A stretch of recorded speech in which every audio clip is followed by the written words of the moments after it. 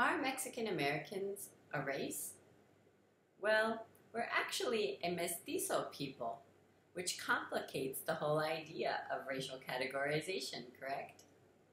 As a mestizo people, Mexicans, Latin Americans, Caribbeans, and Mexican Americans are a mixture of different cultures, ethnicities, and racial backgrounds, including Native American, African, and European, among others. So what is race anyway? Maybe we should start there.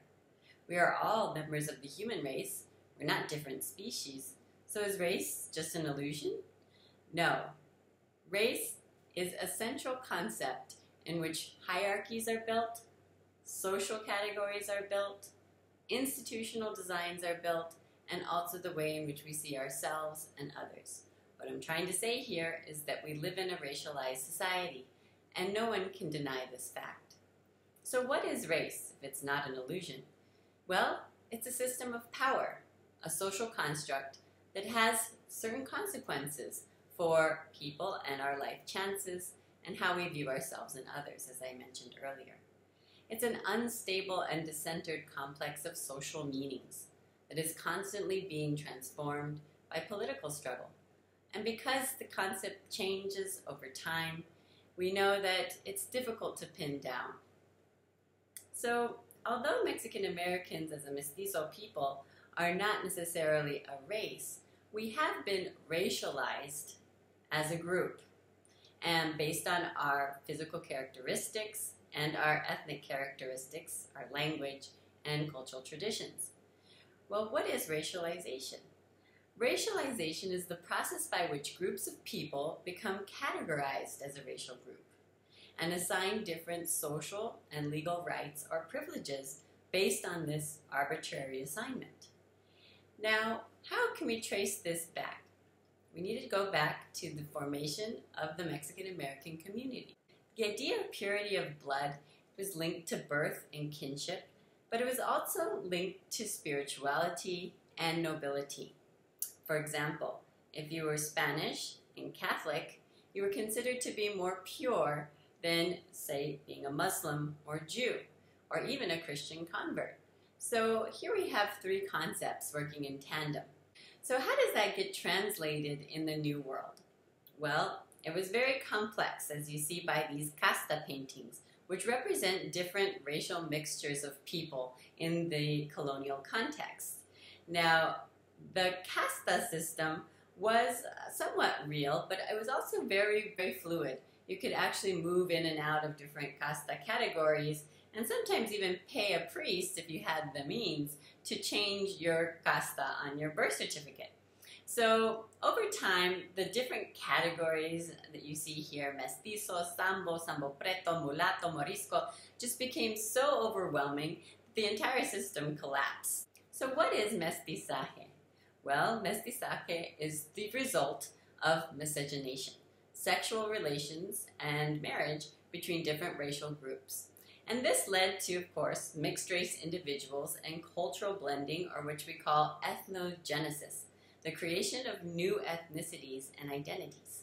So, as we mentioned before, race was, in the colonial context and also now, not a fixed or a constant idea, but a flexible category. Individuals could move ranks within the casta system in a variety of ways. And social status was more based on culture, how well you could perform Spanish culture, speak Spanish, dress, right? Ethnicity, religion, whether you were Catholic or not, and also geopolitical boundaries, right, where you lived. However, in this context of complex racial blendings, miscegenation, ethnogenesis, power is not erased, right, in the process of culture and racial blending or hybridity. There was still the idea of purity of blood, and that idea was attached to whiteness. So people believed that if you married a white person or could have children with a white person, that you could actually whiten yourself or put yourself in a higher casta position, because one drop of white blood actually made you whiter. This is very different from the American context, in which one drop of black blood made you black. So how did this inform the clash of civilizations that occurred during and after the U.S.-Mexico War. Now, the English had different ways of relating to the native peoples and also to the issue of slavery than did Latin Americans. Okay, so let's outline these differences. So in the idea of Anglo-American modernity, or what it meant to be a modern and moral person or a modern society, the religious ethic was based on the Protestant ethic. Okay, so the idea that work and individual success brought you closer to God. There was also the idea of manifest destiny as a justification for removal of native people and also for the transatlantic slave trade in order to further economic results, right, in the United States. And so also in this idea of manifest destiny was the idea of scientific racism or white superiority. And this was a very rational system, even though it was completely irrational. So you might have read in your book about phrenology. And so the idea was that white brains and white craniums were different, inherently different from, say, the African or the Native American, and this supposedly scientifically proved that white people were superior from Native Americans and Africans, which of course was completely wrong and disproved. And of course this scientifically based idea was also rooted in Enlightenment principles, the concept of evolution, progress, and rationality. So these all played into the industrialization and exploitation of resources in a way justified those removals and genocides. That the English were not very accustomed to racial and cultural mixing. They wanted to remain separate from Native Americans, and although there was some intermarriage, of course, all along, or even miscegenation, white landholders often did not recognize their biracial children. And this was not necessarily the case in the Latin American context, in which, as we saw, racial mixing and miscegenation was pretty much the rule of the day. So what did the Latin American idea of modernity and morality consist of? Well, as opposed to the Protestant ethic, which was based on individual wealth as a sign of being favored by God, it was an idea of Catholic collectivism. People would share wealth and pool it into by taking from everybody. Everybody had to pool their wealth in order to help a family bury an individual, or in order to give money to the church to support the priests. So it was more of a collective endeavor, and people didn't have an idea of an individualistic way of understanding what it meant to be a good and moral person. And Christendom, or that Christianity, was the superior religion, and that was the justification, of course, as we saw in our other text last week, for conquering Mesoamerica, right? One of the justifications was that these people were heathens and that they needed to be converted and brought to Jesus, basically, right? Become Christians. So the method was through conversion of the people that survived the conquest and assimilation of them into Spanish society in the New World. So the Spanish had was not necessarily to remove the native people, but to use them as laborers, right? To create Spanish towns in the image of Spain in the New World.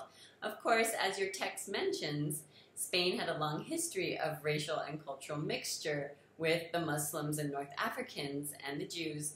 So the economic system was not necessarily based on industrialization and exploitation of resources, but the idea of collectively owned land on large haciendas that were kind of self-sustainable. And we can see the remnants of this here in San Antonio, as the missions, right, were kind of sustainable hacienda communities in their own right, in which people work collectively in order to create a sustainable society.